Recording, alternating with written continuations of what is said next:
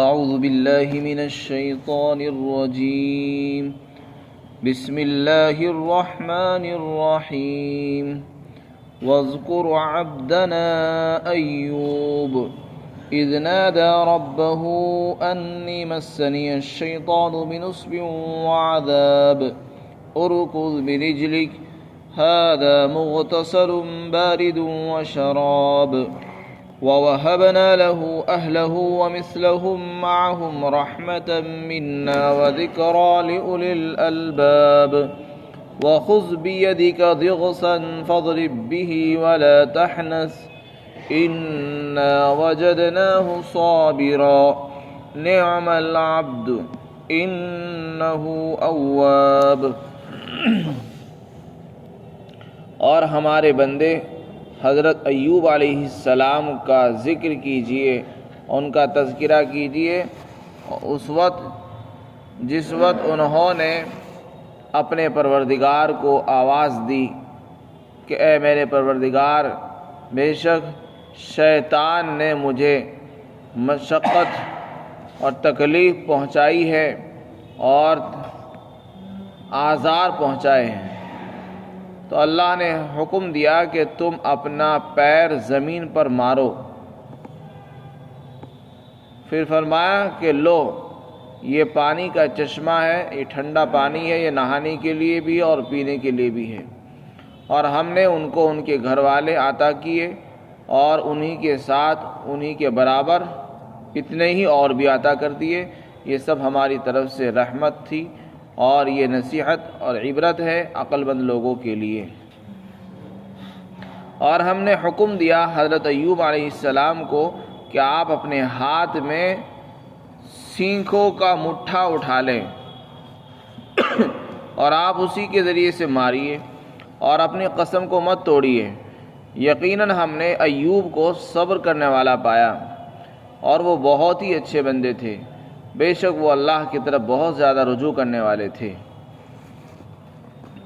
حضرات انبیاء اکرام علیہم السلام کا واقعہ ذکر کیا جا رہا ہے. یہاں پر حضرت ایوب علیہ السلام کے صبر کو ذکر فرمایا. اس سے پہلے حضرت داؤد علیہ السلام کے صبر کا قصہ بیان کیا گیا. اب یہاں پر حضرت ایوب علیہ السلام کا واقعہ بیان فرمایا گیا. حضرت ایوب علیہ السلام بھی اللہ کے برگزیدہ پیغمبر اور نبی ہیں. اللہ نے ان کو نبی بنایا. یہاں پر ان کا تذکرہ فرما کر اشارہ فرمایا کہ وہ کسی بیماری میں مبتلا ہو گئے تھے. کسی زمانے میں وہ کسی بیماری میں مبتلا ہو گئے. وہ بیماری کیا تھی اس کا ذکر قرآن میں نہیں ہے اور احادیث کے اندر بھی اس کی تصریحات نہیں ہے. بہت سی اسرائیلی روایات میں لوگوں نے بیان کیا ہے لیکن ان کے اوپر اعتماد نہیں کیا جا سکتا. اسرائیلی روایت کا مطلب یہ ہوتا ہے کہ جو یہود کی طرف سے آتی ہیں وہ اسرائیلی روایات کہلاتی ہیں. وہ غیر معتبر ہوتی ہے. ان کا اعتماد اور اعتبار جبھی ہوتا ہے جب وہ کسی سند سے ثابت ہو جائے، یا تو وہ قرآن کی معتبر آیتوں سے ان کا ثبوت ہو جائے یا کسی مستند حدیث سے ان کو ثابت کر دیا جائے تو پھر وہ معتبر سمجھی جاتی ہے. تو حضرت ایوب علیہ السلام کے متعلق اللہ تعالیٰ نے اتنا ارشاد فرمایا کہ ان کو بیماری لاحق ہو گئی. پھر انہوں نے اس بیماری کے اندر رہتے ہوئے اللہ سے دعا کی اور اپنے رب سے دعا کی کہ اے میرے پروردگار، مجھے تکلیف پہنچی ہے اور آپ ارحم الراحمین ہیں. سورۃ الانبیاء کے اندر اسی طرح ہے، ربی انی مسنی الضر وانت ارحم الراحمین فکشفنا له ووهبنا له اهله ومثلهم معهم. ہم نے ان کی تکلیف کو دور کر دیا. یہاں بھی ان کی دعا کا ذکر ہے. یہاں دوسری انداز میں اللہ نے دعا کا ذکر فرمایا. یہاں یہ ارشاد ہے کہ ایوب علیہ السلام نے دعا کرتے ہوئے فرمایا کہ اے میرے پروردگار، شیطان نے مجھے مشقت اور تکلیف پہنچائی ہے. یہاں بیماری اور اس چیز کی نسبت، تکلیف کی نسبت شیطان کی طرف انہوں نے کی ہے. اور ایک لمبے عرصے تک یہ رہے. کتنے زمانے تک یہ بیمار رہے یہ بھی سب اسرائیلی روایت سے متعلق ہے. احادیث کے اندر اس کا کوئی ذکر نہیں ملتا. بعض لوگوں نے 7 سال، کسی نے 7 سے زیادہ 14 سال اور کسی نے زیادہ 12 سال کی تعداد بیان فرمائی ہے. ایک لمبے زمانے تک وہ بیمار رہے، دعائیں کرتے رہے لیکن جب تک اللہ کو منظور تھا ان کو بیماری میں مبتلا رکھنا، وہ بیماری میں رہے لیکن صبر کرتے رہے۔ اسی بیماری کے عرصے میں ان کے گھر والے ان سے جدا ہو گئے، ان کے لڑکے، ان کے بچے سب دور ہو گئے، خاندان والے بھی الگ ہو گئے، سب نے ان کو ایک طرف چھوڑ دیا۔ بس ان کی ایک بیوی تھی جو انتہائی فرمانبردار، وفادار، شکر گزار تھی، وہ ان سے جدا نہیں ہوئی۔ بیماری کے اندر بھی اس نے ساتھ دیا، وہ بہت ہی وفادار بیوی تھی۔ بہت سخت بیماری تھی، بیماری کے اندر سب ساتھ چھوڑ کے چلے گئے، گھر والوں نے بھی چھوڑ دیا، رشتہ داروں نے بھی اور لڑکوں نے بھی، لیکن بیوی نے ساتھ نہیں چھوڑا، وہ مستقل آخر وقت تک ساتھ رہی۔ اس بیماری کے اندر کبھی شکایت نہیں کی اور صبر سے کام لیتے رہے۔ اس کے بعد آخر میں جب انہوں نے دعا کی تو اللہ نے ان کی دعا کو قبول فرمایا اور یہ حکم دیا۔ ان کی شفا کا قصہ 42 نمبر آیت میں اللہ نے ذکر فرمایا کہ اللہ نے ان کو حکم دیا کہ تم اپنا پیر یعنی اپنے پیر کی ایڑی زمین پر مارو۔ چنانچہ انہوں نے اپنا پیر زمین پر مارا تو اس سے ایک چشمہ نکل آیا، پانی نکلنے لگا، ابلنے لگا۔ تو اللہ نے حکم دیا کہ دیکھو یہ ٹھنڈا پانی ہے، یہ لے لو، اس سے نہاؤ اور اسی پانی کو پیو۔ چنانچہ انہوں نے اسی پانی سے غسل کیا اور اسی پانی کو پی لیا۔ اس سے اللہ تعالیٰ نے ان کی تمام بیماری کو دور کر دیا۔ یہاں پر اسی کا بیان ہے۔ پھر جو ان کے گھر والے تھے دور دراز ہو گئے تھے، منتشر ہو گئے تھے، اللہ نے ان کو بھی واپس پہنچا دیا، دوبارہ سے ان کو وہ عطا کر دی گھر والے، اور فرمایا وہی عطا نہیں کہ ان کے برابر اتنے ہی اور زیادہ عطا کر دیے۔ جتنے پہلے اولاد تھی اتنے اللہ نے ان کو بیٹے، پوتیاں، پوتے عطا فرما دیے، تو ان کی اولاد 2 گنا ہو گئی۔ ایک مطلب تو اس کا یہ، بعض علماء نے یہ بیان کیا کہ جو پہلے اولاد تھی وہ تو مر چکی تھی، لیکن جب اب تندرستی اللہ نے دی، صحت عطا فرمائی، تو تندرستی کے ملنے کے بعد اللہ نے ان کو نئی اولاد دی، اور وہ اولاد اتنی ہوئی جتنی اولاد پہلے تھی اس سے 2 گنی ہو گئی۔ فرمایا یہ سب ہماری طرف سے رحمت تھی، ہم نے ان کو اپنی طرف سے مہربانی کر کے ان کو ڈبل اولاد عطا فرما دی، اور یہ لوگوں کے لیے نصیحت اور عبرت بھی ہے۔ یعنی اس میں نصیحت اس طور پر ہے کہ انسان پر جب مشکل حالات آئے تو اس میں صبر کرے، اور اللہ کی رحمت سے کبھی نا امید نہیں ہونا چاہیے، کبھی مایوس نہیں ہونا چاہیے۔ مومن کبھی مایوس نہیں ہوتا، کافر مایوس ہو جاتا ہے۔ حضرت ایوب علیہ السلام کے گھر والوں نے ساتھ چھوڑ دیا، ان کے لڑکوں نے ساتھ چھوڑ دیا، بچوں نے ساتھ چھوڑ دیا، رشتہ داروں نے ان کو ایک طرف چھوڑ دیا تھا، لیکن وہ کبھی مایوس نہیں ہوئے۔ یہ امتحان تھا، جب امتحان میں وہ کامیاب ہو گئے، اللہ نے بیماری دور کر دی، تو پھر اللہ نے دوبارہ سے وہ چیز عطا فرما دی۔ تو کسی کے چلے جانے سے انسان کو غمگین نہیں ہونا چاہیے۔ اولاد آتی جاتی چیز ہے، آج اولاد چلی جائے تو اللہ دوبارہ بھی دینے پر قادر ہے۔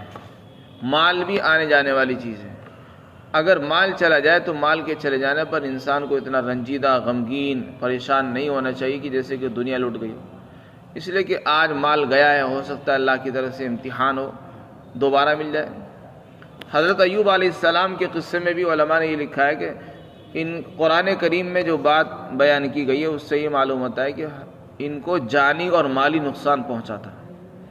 جان کا بھی نقصان ہوا کہ اولاد چلی گئی، اولاد کا چلا جانا یہ بھی بہت بڑا غم ہے، اولاد اگر چلی جائے، اور مالی اعتبار سے بھی وہ کمزور ہو گئے تھے، پہلے مالدار تھے اب کمزور ہو گئے، غریب ہو گئے۔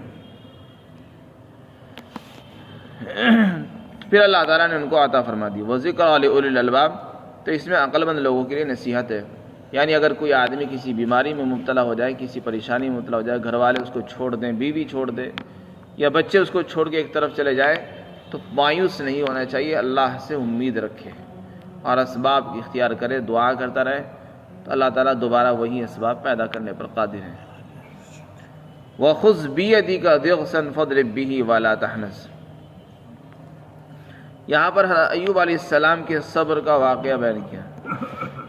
حضرت ایوب علیہ السلام جب بیمار تھے تو بیماری کا زمانہ چونکہ بہت لمبا ہوا، تو بیوی بھی بیچاری پریشان ہوئی، وہی خدمت کرتی تھی اور تکلیف میں رہتی تھی، پریشان رہتی تھی، لیکن ساتھ نہیں چھوڑا اس نے۔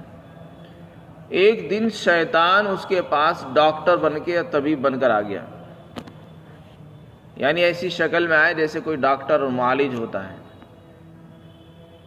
بیوی نے، وہ چونکہ پریشان تھی، عورتیں پریشان ہوتی ہیں اپنے شوہر کی طرف سے، تو وہ آنے والے لوگوں سے اپنی مجبوریاں اور اپنی پریشانیاں بیان کرتی ہیں کہ ہو سکتا ہے علاج ہو جائے، شفا مل جائے۔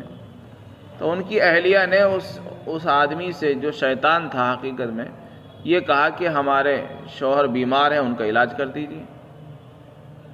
تو شیطان نے کہا کہ ہاں ٹھیک ہے، میں علاج تو کر دوں گا، لیکن ایک شرط ہے، کوئی فیس نہیں ہوگی، کوئی پیسے نہیں ہوں گے، بس یہ کہنا پڑے گا کہ جب تمہارے شوہر کو شفا مل جائے یہ کہنا پڑے گا یہ شفا اس ڈاکٹر نے دی۔ اسی کا نام شرک ہے۔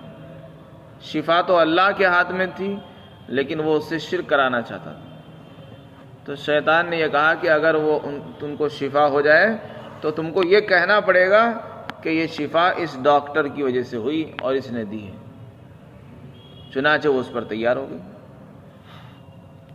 اس کے بعد حضرت ایوب علیہ السلام سے اس کا تذکرہ کیا کہ ایسے ایسے آدمی آیا اور میں نے ان سے اس طرح کی بات کی ہے اور انہوں نے مجھ سے یہ کہا ہے۔ حضرت ایوب علیہ السلام چونکہ نبی تھے، وہ سمجھ گئے کہ وہ تو شیطان ہے، تو اس پہ ناراض ہو گئے اور اپنی بیوی پر اتنا ناراض ہوئے کہ اسی دوران قسم کھا لی کہ اگر اللہ نے مجھے شفا دی تو تجھ کو 100 کوڑے ماروں گا، 100 قمچیاں ماروں گا۔ اگر مجھ کو اللہ نے شفا دی، تندرستی عطا فرما دی تو 100 قمچیاں ماروں گا تجھ کو، تو 100 چھڑیاں ماروں گا۔ اب اللہ تعالیٰ نے ان کو شفا عطا فرما دی۔ اب جو قسم کھائی تھی اس کو قسم کو پورا کرنا بھی ضروری تھا، چونکہ انبیاء علیہ السلام اپنے باتوں کو پورا کرتے ہیں۔ تو اب پریشان ہوئے کہ اس بیوی نے ساتھ دیا ہے، وفادار بیوی ہے، سب لوگوں نے ساتھ چھوڑ دیا اور وفادار بیوی، اور اتنی فرمانبردار بیوی کو مارنا یہ کسی طرح مناسب بھی نہیں ہے۔ 100 قمچے اگر اس کو مارے جائیں گے تو وہ اس کے اوپر ظلم و زیادتی ہو جائے گی۔ تو ان کو یہ خیال پیدا ہوا، اللہ تعالیٰ نے پھر اس کی ایک آسان شکل پیدا فرما دی اور یہ حکم دیا کہ تم 100 سینکیں اٹھا لو، 100 سینک لے لو اور ان کو اکٹھا مارو۔ چنانچہ انہوں نے ایسا ہی کیا، ان کی قسم بھی پوری ہو گئی اور وہ قسم بھی نہیں ٹوٹی اور وہ بری بھی ہو گئے۔ انہوں نے کہا تھا کہ میں 100 قمچیاں ماروں گا، اللہ تعالیٰ نے فرمایا کہ 100 سینک اٹھا لو، 100 تنکے اٹھا لو اور وہ مار دو۔ چنانچہ اس سے ان کو چوٹ بھی نہیں لگی اور قسم بھی پوری ہو گئی۔ اسی کو فرمایا وَخُذْ بِيَدِكَ ضِغْثًا، اور ہم نے حکم دیا کہ تم اپنے ہاتھ میں 100 سینکیں اٹھا لو اور اسی سے مار دو اور اپنی قسم مت توڑو۔ یقیناً ہم نے ان کو بہت صبر کرنے والا پایا اور وہ بہت ہی اچھے بندے تھے اور اللہ کی طرف بہت زیادہ رجوع کرنے والے تھے۔ یہ حضرت ایوب علیہ السلام کے صبر کا قصہ ہے۔ ان کا صبر بہت مشہور ہے۔ انہوں نے کتنا صبر کیا ہوگا اس کا آپ اندازہ نہیں لگا سکتے۔ اگر کسی کی اولاد چلی جائے، جوان اولاد دور ہو جائے تو وہ زندگی میں ہی مر جاتا ہے انسان، اور ان کے اوپر تو ایک تو بیماری، دوسرے مال بھی چلا گیا، جان بھی چلی گئی، اولاد بھی دور ہو گئی، اور اوپر سے بیماری کی تکلیف اور مشقت اور پریشانی کس قدر برداشت کیا ہوگا انہوں نے، اور ایک لمبے عرصے تک اس کو جھیلا ہے۔ تو اللہ تعالیٰ نے ان کو چونکہ کامیابی عطا فرمائی اور کامیاب ہو گئے، اس لیے اللہ تعالیٰ نے ان کو دوبارہ سے مزید اولاد عطا فرمائی۔ تو اس واقعے سے یہ بات معلوم ہوئی کہ آدمی کو مصیبت میں صبر کرنا چاہیے۔ اب سوال یہ ہے کہ حضرت ایوب علیہ السلام تو نبی تھے، تو ان کی دعا قبول کیوں نہیں ہوئی؟ جب وہ بیمار ہوئے تو ان کو دعا کر لینی چاہیے، دعا کرتے فوراً ٹھیک ہو جاتے ہیں۔ تو 7 سال تک یا 12 سال تک یا 14 سال تک اتنے لمبے عرصے تک وہ بیمار کیوں رہے؟ اس کا مطلب یہ ہوا کہ ان کی دعا قبول نہیں ہوئی۔ تو یہ سوال ذہن میں آ سکتا ہے، تو اس کا جواب یہ ہے، حدیث شریف میں آتا ہے اللہ کے رسول نے فرمایا جب مسلمان دعا کرتا ہے تو اس کی دعا ضرور قبول ہوتی ہے، لیکن دعا کا جو مطلب ہے وہ سمجھنا چاہیے۔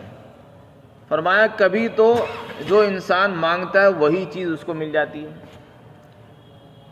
جیسے کسی نے اولاد مانگی اللہ نے اس کو اولاد دے دی، کسی نے مال مانگا مال مل گیا، کسی نے بیوی مانگی تو اس کو بیوی مل جاتی ہے، کسی نے کاروبار کی دعا کی اللہ نے اس کو حلال کاروبار عطا فرما دیا۔ تو کبھی تو وہ چیز عطا کر دی جاتی ہے جو انسان مانگتا ہے، اور کبھی کبھی ایسا ہوتا ہے کہ انسان دعا کرتا ہے لیکن وہ چیز نہیں ملتی، اس کے بدلے میں کوئی آنے والی مصیبت دور کر دی جاتی ہے۔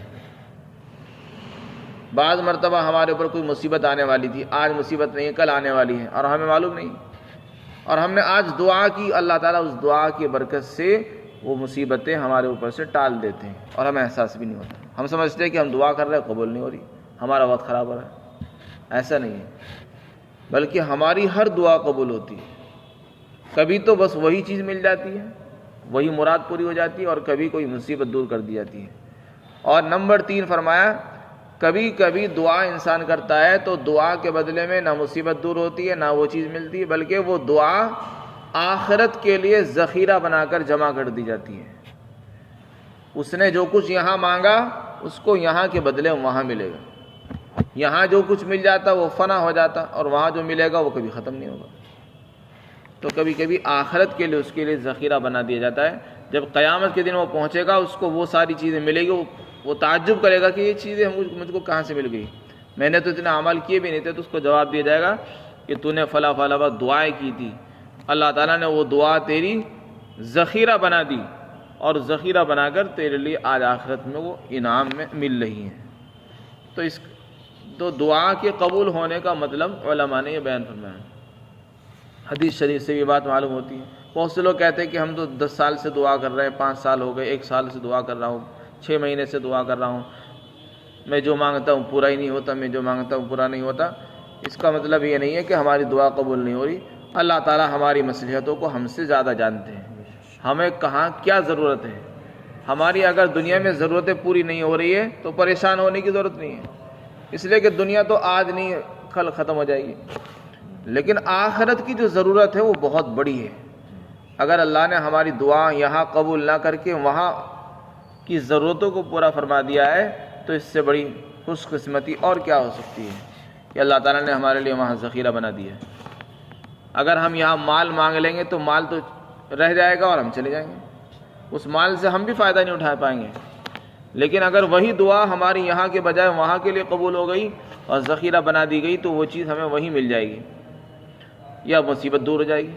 تو اس سے پتہ چلا کہ انسان کو مسلسل دعا کرتے رہنا چاہیے، صبح ہو شام ہو، ہر نماز کے بعد دعا کرے، اٹھتے بیٹھتے یہ نہ سمجھے کہ ابھی تو میں نے دعا کی، دوبارہ دعا کیوں کر رہا ہوں، صبح کی تھی دعا نہ کرتا۔ نہیں، مستقل دعا میں لگا رہنا چاہیے اور دعاؤں کے جو آداب ہیں وہ کرتے رہنا چاہیے۔ تو حضرت ایوب علیہ السلام سے یہ امید نہیں ہے کہ انہوں نے دعا نہ کی ہو، دعا مستقل کی ہے اور کرتے رہے، لیکن جب تک اللہ کو منظور تھا وہ بیماری بڑھتی رہی۔ اللہ تعالی ہم سب کو سمجھ عطا فرمائے۔